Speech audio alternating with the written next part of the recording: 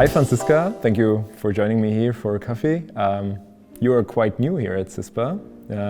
You joined in September last year. Yeah. Is it fair to say that coffee also fuels your research? It does, especially in deadline times.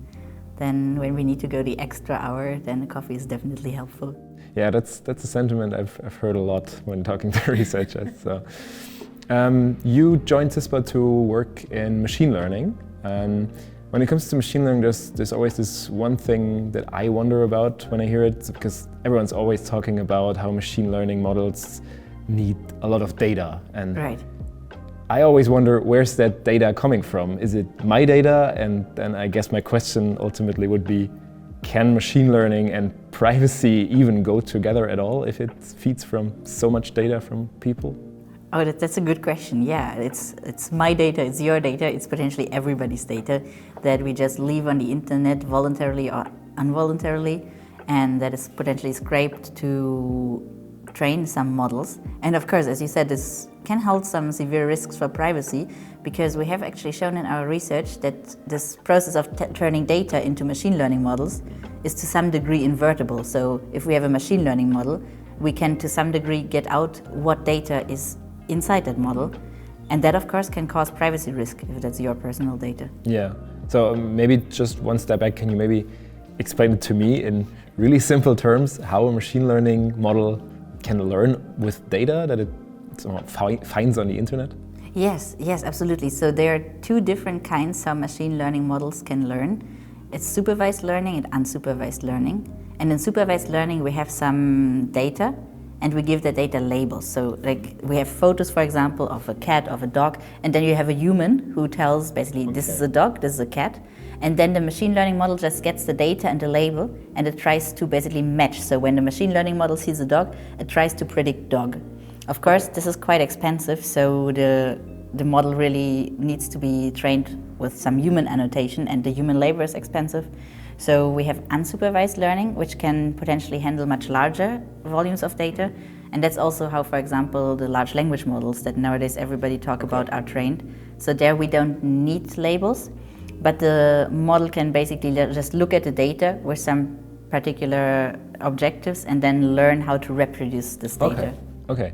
And these models would essentially be the ones that handle large amounts of also sensitive data, and that then can,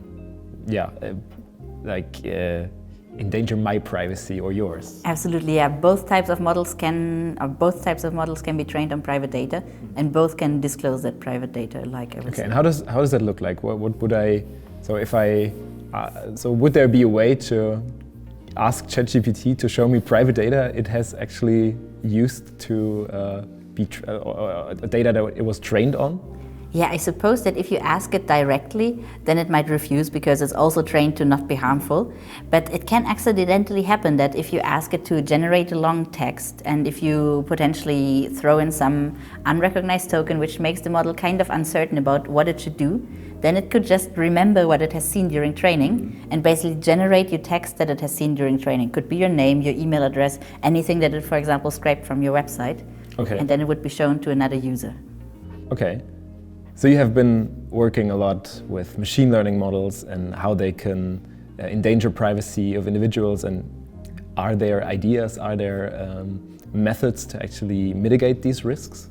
That's a good question. Indeed, that's what we actually try to find out in our research, and there are some first ideas. These ideas all generally go to the same direction, which is introduce some statistical noise into the training of the model. So instead of only showing them the data, also show them something random, such that they don't remember the data too much, but more or less become general. But the problem is always how to integrate it in the training such that the models are afterwards still good models. And especially if it's proprietary models like ChatGPT, where a company really has interest to make them as good as possible, privacy might sometimes come second. Okay, so is that a correct assumption that there's always like this weighing between how good a model is and how privacy friendly it is? Unfortunately, there are some trade-offs indeed. People try to develop the methods such that they mitigate these trade-offs, and we can have both. But to a certain degree, the more private you want something to be, the less signal you can use, and the less signal you have, the more basically noisier results become. So large language models such as ChatGPT are only one use case for machine learning models.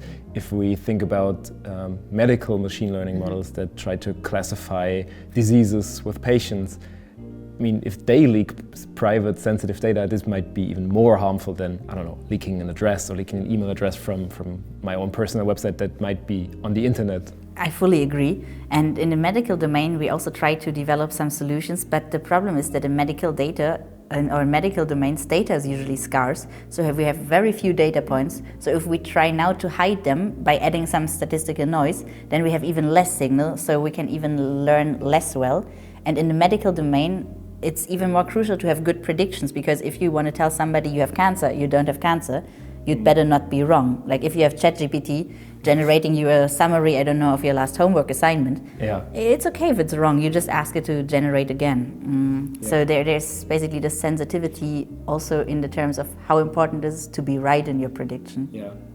So in an ideal world, people would just have the choice to use their data for machine learning models or not, right? Absolutely, or even to what degree the data should be used is an interesting question here. Is it already possible for some models that people or patients already choose how much privacy they want if their data is being used? Yes, it is. And that's actually also one focus of our research. So before we started researching in this, machine learning with privacy had the limitation that we can only ever choose like one privacy budget. So you have a whole bunch of people and you train a model with their data, but you need to choose one privacy level. And obviously this level needs to be such that it kind of fits everyone, but some people might have stronger requirements for privacy, for example, if they have some particular disease or so. And this was just not possible. So we, in our research here, we pioneered this notion of individualized privacy for machine learning, which basically lets us train machine learning models where everyone who contributes their data eventually can choose, do I want to have like low privacy, high privacy, average privacy, and the model can still learn from the data. I could imagine that a lot of people don't even have any idea what this means, right? So I would assume that if you would ask me how much privacy I would want for my data in a machine learning model, I would be like, I don't know, what does it mean? That's a big problem indeed, yeah, and that's a general problem if we do privacy preserving machine learning. People just don't know like what is the potential information that could leak, how much can it be protected with our techniques, and that's where we try to integrate our privacy applications, usually in some form of communication, where we tell people if you choose this and that privacy level, we can train a model that is this and that good, and your risk will be like it's quantifiable. Yeah, like we try to quantify it or to abstract it for people such that they have an easier choice, and eventually it becomes a bit like the cookies in the browser where you decide, okay, for this application I'm okay to just like accept all the cookies because I get a benefit out of that, whereas for this other application I might not be willing to give up so much information. Okay, what kind of machine learning models would this approach fit? Is it universal, or would you think that it might, I don't know, it might only work for medical models or only for large language models? Is there a particular? In principle, it can fit all machine learning models. We have so far developed the methods for the supervised models, so the ones that have the human annotation, and that fits most of the sensitive domains, like the medical domain, for example, pretty well, where you have ground truth from a doctor who has initially classified some patients' diseases, for example. And we are currently trying to extend this metric or this possibility to have individualized privacy to even broader machine learning model applications. I think large language models nowadays are probably the model most people can identify with, because it's just very easy to type ChatGPT into Google and then use it, and most people have probably done it by now. Are you also working on these kinds of models, or are you more focused towards a more foundational approach? Yes, indeed. We started working on the language models, I think even 1.5 years ago when they just emerged, because the companies launched them very quickly without really thinking about the consequences, and that's where our research on trustworthy machine learning, especially on private machine learning, comes into play.